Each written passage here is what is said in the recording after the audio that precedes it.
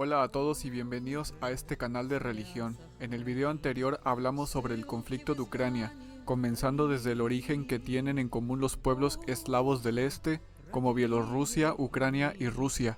Luego expuse cómo la caída de la Unión Soviética le dio la oportunidad a Estados Unidos para instigar el conflicto entre los países hermanos de Ucrania y Rusia. Y por último se expuso con argumentos cómo es que parece que hay un ente o entes detrás que buscan comenzar una guerra mundial contra Rusia. En el video de hoy, continuando con esta dinámica, haremos un análisis de la situación actual y un pronóstico del conflicto según las tendencias actuales. Sin nada más que agregar, comenzamos.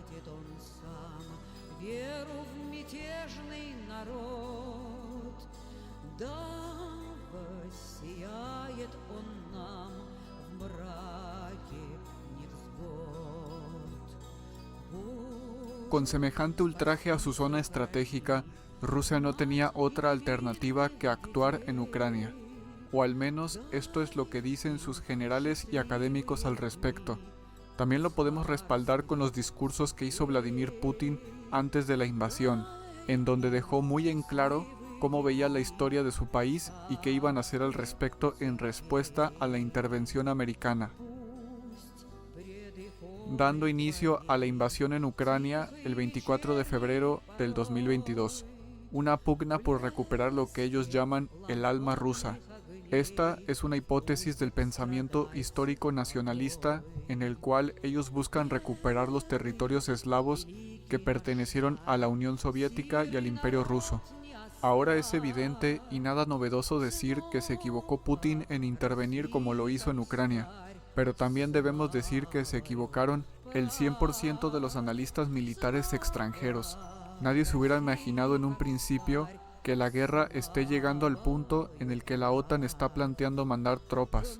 Sin embargo, es casi seguro que si los comandantes del ejército ruso hubieran sabido que la victoria iba a ser tremendamente costosa, como ahora lo estamos viendo, lo único que hubiera cambiado es que se hubieran preparado más y hubieran hecho otro tipo de invasión, en donde los 11 ejes de avance que se hicieron, con 150,000 efectivos movilizados, se hubieran hecho con al menos 1,000,000 de hombres y de esta manera lanzar una verdadera invasión a un precio alto.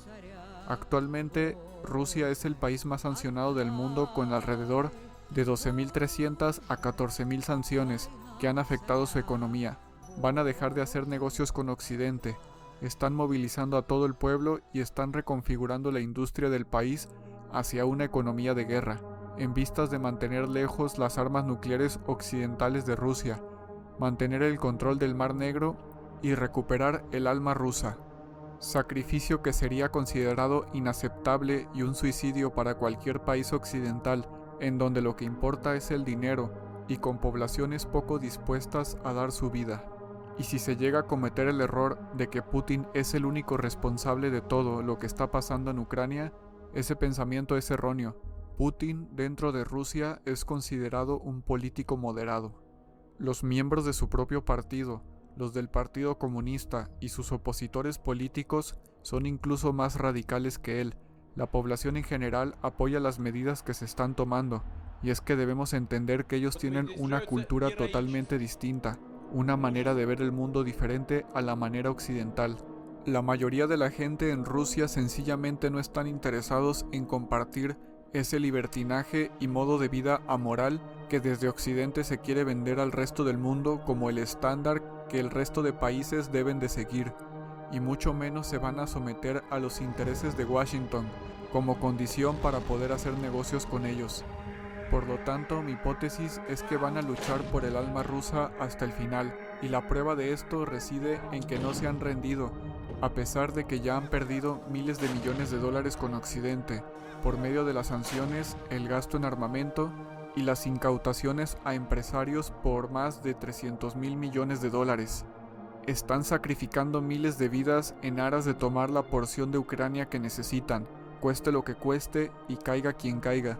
El gobierno de Estados Unidos, lejos de hacer que la nación se divida, lo único que están logrando es que poco a poco la sociedad rusa en general se empiece a radicalizar y a convencerse de que la OTAN les está haciendo la guerra y de que es necesario ganar la guerra en Ucrania, incluso si es necesario comenzar una guerra nuclear contra un occidente abiertamente hostil contra ellos, que está jugando con las llamas del infierno.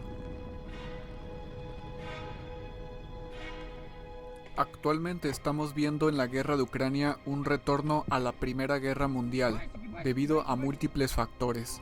El primero es el fortalecimiento de alianzas militares que evolucionará en dos bloques claramente visibles, y al desarrollo de los sucesos en otras partes del mundo, como se está viendo en Oriente Medio y probablemente en el Pacífico, obligando al ejército ruso a bajar el ritmo de la guerra y a llevar a cabo una guerra de desgaste con pocas bajas, para tener fuerzas suficientes ante un posible conflicto a gran escala en Europa.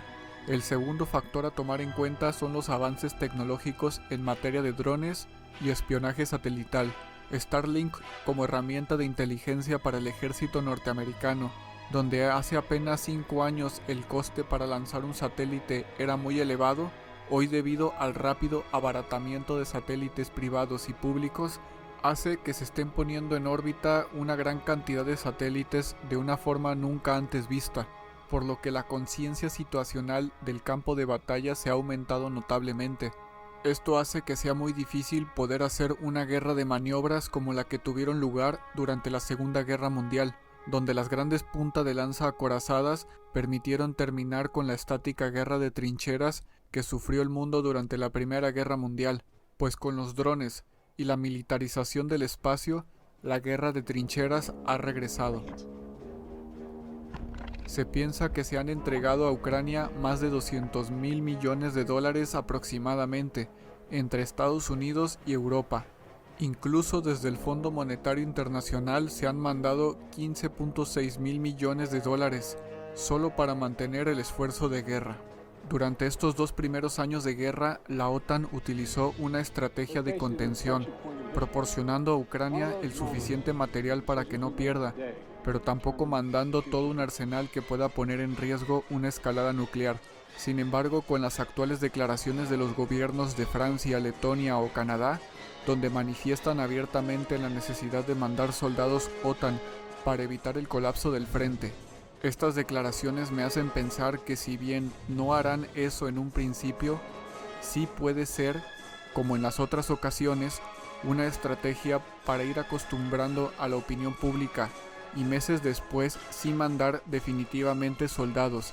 Y digo oficialmente porque ya es sabido que han enviado una gran cantidad de soldados de manera extraoficial, ya sea para operar sistemas ofensivos y defensivos sofisticados, como un escudo antimisiles Patriot, o para entrenar a soldados ucranianos. Dicho lo anterior, podemos notar que las armas nucleares no están estimulando la paz, sino todo lo contrario, tal cual lo estamos viendo hoy en día, y como lo mencioné en el video anterior, era evidente que semejante ultraje a la histórica zona de influencia de Rusia tendría ese resultado. La OTAN, bajo órdenes de los grandes corporativos financieros, de las familias que controlan en Occidente, como BlackRock y Vanguard, están alimentando un conflicto con el objetivo de convertirse en una guerra mundial, ya que desde su perspectiva es preferible para estas familias dinásticas de banqueros irse a un conflicto de esa envergadura y pelear la hegemonía antes de que lleguen a perder el control del mundo mediante la pérdida de relevancia de Occidente, o peor aún para ellos, que puedan llegar a perder el poder que tienen de Occidente mismo. Y hasta aquí termina el video del día de hoy. Si los videos te parecen interesantes, no dudes en mirarlos todos, investigar por tu cuenta y de comentar lo que piensas al respecto. También si lo deseas, no olvides ayudarme con un like y de compartirlo con tus amigos, familiares y conocidos. Yo me despido por el momento y les envío un saludo enorme a todos. Dios los bendiga.